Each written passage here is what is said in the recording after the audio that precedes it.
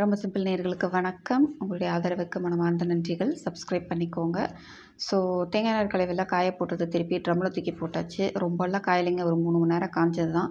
சரி வெயில் வந்தால் திருப்பி காய போடலாமா அப்படின்னு பார்த்தா அதுக்கான ஸ்ட்ரென்த்து நம்மக்கிட்ட இல்லை.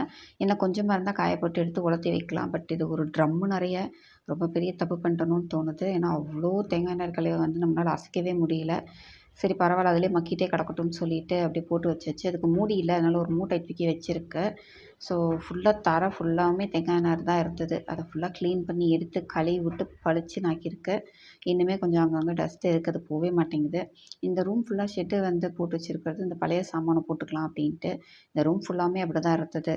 ஸோ அதையுமே கூட்டி தொடச்சி எடுத்தாச்சு. ஒரு சைடு மட்டும் அந்த கார்டன் செட்டப்புக்கு போடுறது சாமானெல்லாம் வச்சுக்கலாம் அப்படின்னு சொல்லிட்டு நான் அரேஞ்ச் பண்ணி வச்சுருக்கேன். ஸோ இப்போதைக்கு க்ரோ பேக்ஸு அப்புறம் சில பொருட்கள்லாம் வாங்கி வச்சுருக்கேன். அடுத்தடுத்த வீடியோவில் சொல்கிறேன்.